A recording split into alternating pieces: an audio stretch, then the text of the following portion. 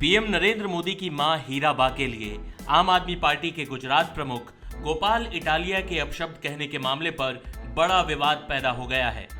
BJP ने इसे मुद्दा बनाते हुए आप संयोजक अरविंद केजरीवाल को भी घेर लिया है। केंद्रीय मंत्री स्मृति ईरानी ने कहा कि हीराबेन का दोष केवल इतना है कि उन्होंने पीएम नरेंद्र मोदी को जन्म दिया। उन्होंने कहा कि केजरीवाल की कृपा से गुजरात के आप नेतृत्व ने पीएम की 100 साल की मां को दुर्भावनापूर्वक निशाना बनाया है। उन्होंने कहा कि केजरीवाल का यह नया घटिया स्तर चौंकाने वाला नहीं है। गौर करने वाली बात यह है कि स्मृति ईरानी ने इटालिया को ज्यादा तवज्जो नहीं दी, बल्कि रणनीति के तहत केजरीवाल को निशाने पर लिया। ईरानी ने कहा कि मैं कोई नाराजगी नहीं जताती, मैं यह भी नहीं दिखाना चाहती कि गुजराती कितने नाराज हैं, लेकिन आप यह जान लें कि जनता ने आपको देख लिया है। आपकी पार्टी को गुजरात चुनाव में नष्ट कर दिया जाएगा।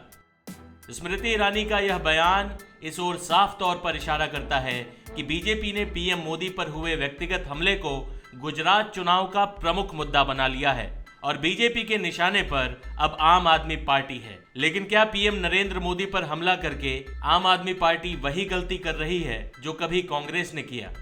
जानकार मानते हैं कि शायद आप यह भूल रही है कि कांग्रेस ने जब जब मोदी पर निजी हमला किया तो वे ज्यादा मजबूती से उभर कर चुनाव में उनके सामने आए। बात चाहे 2014 के लोकसभा चुनाव की हो या 2019 के।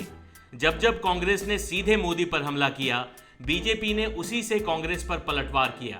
जैसे 2014 के लोकसभा चुनाव में कांग्रेस नेता मणिशंकर अय्यर ने पीएम मोदी को चाय वाला कह दिया तो पीएम ने खुद को चाय वाला बताकर इसे चुनाव प्रचार में खूब भुनाया।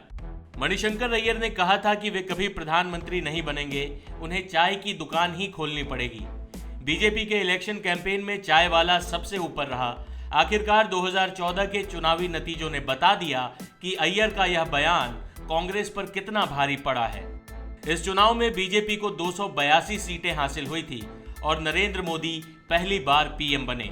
इसी तरह 2019 के लोकसभा चुनाव में राहुल गांधी ने राफेल डील को मुद्दा बनाया था।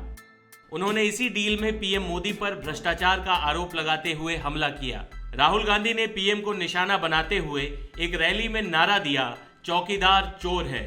राहुल के इस नारे को मीडिया में आने भर की देरी थी। मोदी और बीजेपी ने तुरंत इस नारे को चुनाव में अपना नया हथियार बना लिया। राहुल गांधी के दिए नारे को बदलकर बीजेपी ने नया कैंपेन बनाया, मैं भी चौकीदार। देखते ही देखते बीजेपी आईटी सेल ने इस नारे को पॉपुलर बना दिया। मैं भी चौकीदार वाली टोपी हर बीजेपी कार्यकर्ता पहने नजर आने लगा। इस कैंपेन को जनता का खूब समर्थन मिला। नतीजा यह हुआ कि बीजेपी को इस लोकसभा चुनाव में 303 सीटें मिली।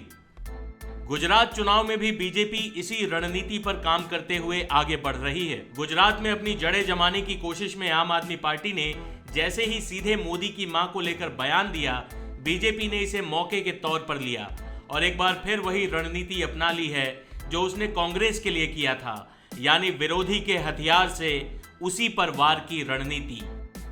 टाइम्स नाउ नव भारत डिजिटल की रिपोर्ट।